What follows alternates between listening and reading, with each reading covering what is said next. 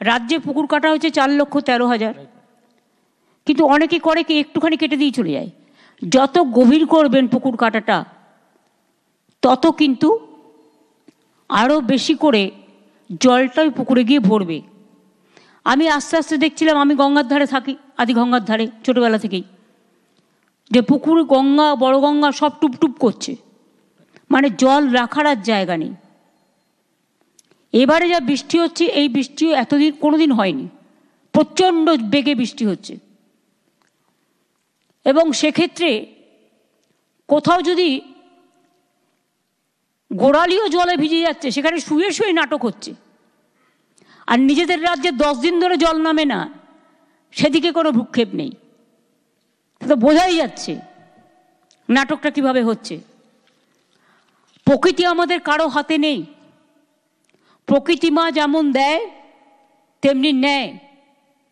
প্রকৃতি আছে বলেই শস্য শ্যামলা বাংলা আজকে ধান উৎপাদনে আমরা কিন্তু 1 নম্বর হয়েছি। চাষিদের জমি নষ্ট হয়ে গেলে, ধান নষ্ট হয়ে গেলে আমরা কিন্তু ইন্স্যুরেন্স দিই, ফলে চাষিদের যাতে কোনো ক্ষতি না হয় সেটাও কিন্তু আমরা লক্ষ্য রাখি। কালকের মিটিং থেকে আমি চাষিদের ওই টাকাটা দিয়ে দেবো। হ্যাঁ, এছাড়াও এই যে বলছিলাম তারাপীঠে 2টি বড় প্রকল্পের কাজ চলছে। তারাপীঠ অডিটোরিয়াম 4,60,00,000 টাকা, আর মন্দির এলাকার উন্নয়ন 7.5 কোটি টাকা। রক্তকরবী, বক্রেশ্বর ডেভেলপমেন্ট অথরিটি এবং পাথরচাপড়ি ডেভেলপমেন্ট অথরিটি এলাকায় ল্যান্ড ইউজ ম্যাপ, রেজিস্টার এবং সার্ভের কাজ চলছে। এছাড়াও আমি মনে করি সবাইকে সারপ্রাইজ ভিজিটটা একটু বাড়াতে হবে। ভিজিটটা কিন্তু আমরা কমিয়ে দিয়েছি। আগে বিডিওরা কখনো কখনো ICDS সেন্টার ভিজিট করতেন, মিড ডে মিলে ভিজিট করতেন। এখন অনেক নতুন বিডিওরা এসছেন, DMDCরা এসছেন, পুলিশের নতুন ICরা এসছেন। তাদের সকলকে কিন্তু এগুলো লক্ষ্য রাখতে হবে। এবং আমি খুব ব্যথিত যে এই জেলায় 7 দিনের মধ্যে আমার 2টি কর্মী খুন হয়েছে। সে খুন যেই হোক না কেন, খুন আমরা কেউ দেখতে চাই না। এখানে IB কেন ফেল করবে? থানার ICর কি দায়িত্ব ছিল না খবর রাখার?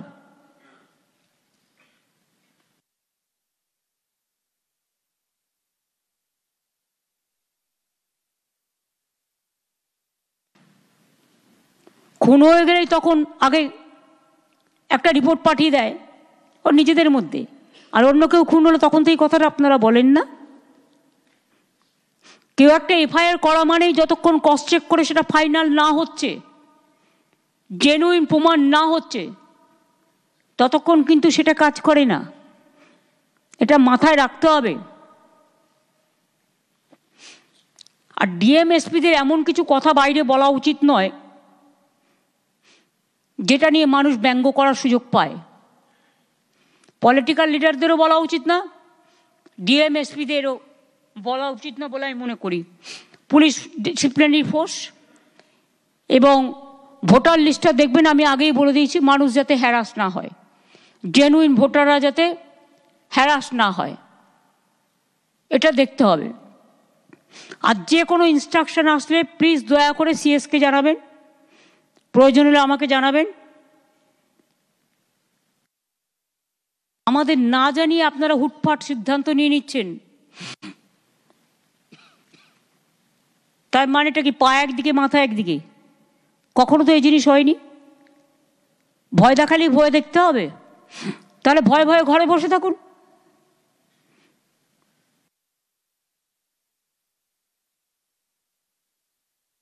সাহস সঞ্চয় করার দরকার নেই। মানুষের স্বার্থে মানুষের পাশে অলওয়েজ থাকবেন, এটা আমার মোদ্দা কথা বলার।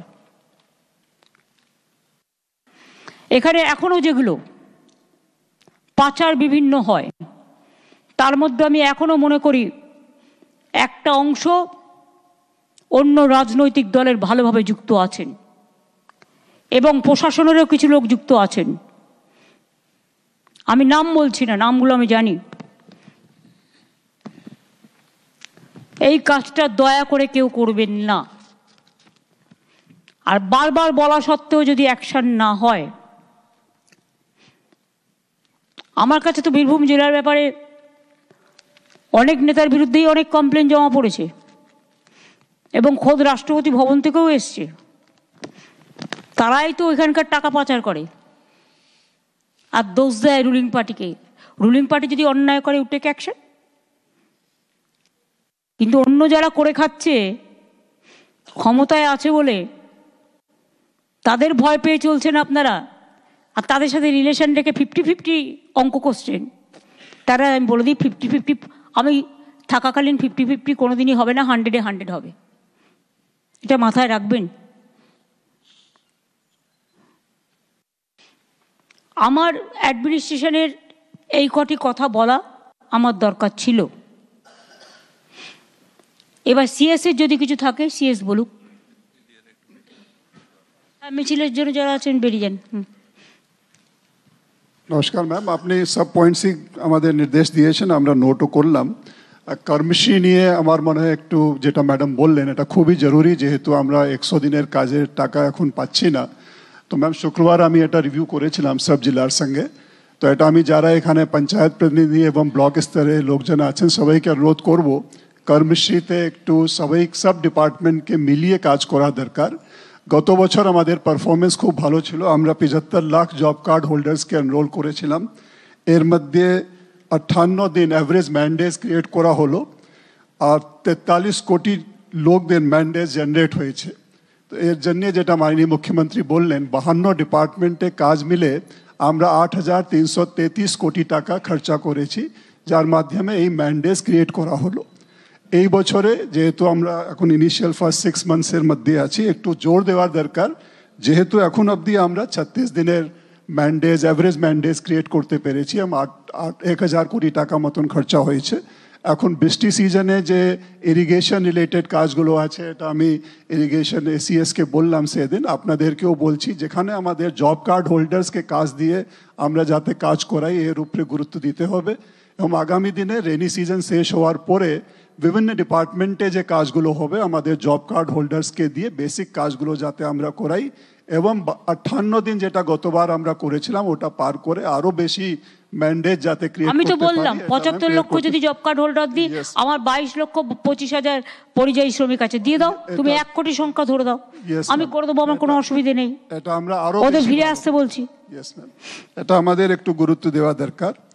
আমাদের পাড়া আমাদের সমাধান মাননীয় মুখ্যমন্ত্রী বললেন, এর জন্য নির্দেশ গাইডলাইন্সগুলো এবং এসওপি আমরা আপনাদেরকে দিয়েছি।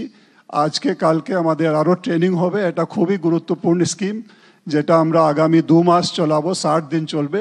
তো সব ডিপার্টমেন্টকে এখানে সহযোগিতা করতে হবে, আপনাদের হিউম্যান রিসোর্সেস, আপনাদের লজিস্টিক্স, ভিজিটস, ক্যাম্পে যাওয়া, যাতে ভালো করে আমরা মানুষের কথাগুলো শুনতে পারি, ফ্যাসিলিটেট করতে পারি।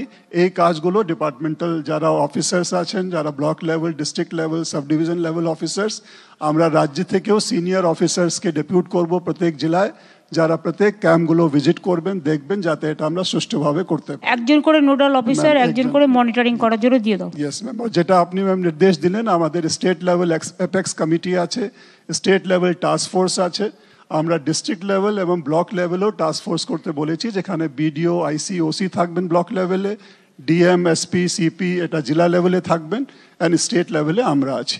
তো এটা আমরা ধারাবাহিকভাবে মনিটর করব। প্রত্যেক দিনের যে পারফরমেন্স এটা বিকালে at the close of the day আমরা আপনাদের কাছ থেকে পাবো, জেলার কম্পাইল করে আমরা পুরো তার বিশ্লেষণ করব কি আজকে দিনে হলো। তো এটা আমি আপনাদের রিকোয়েস্ট করবো, এটা খুব ভালোভাবে চালাতে হবে। আর যেটা মাননীয় মুখ্যমন্ত্রী প্রত্যেক মিটিংয়ে আমাদেরকে বলেন, যেটা রুরাল রাস্তাগুলো আছে এটাতে বড় হেভি লোডেড গাড়িগুলো যাতে না চলে, এটা হেভি লোডেড গাড়ি রুরাল রাস্তায় যাবে না। অনেকে ছেড়ে দিচ্ছেন, বারবার বলা সত্ত্বেও শুনছেন না। গভর্নমেন্টকে বাধ্য করবেন না অ্যাকশন নিতে।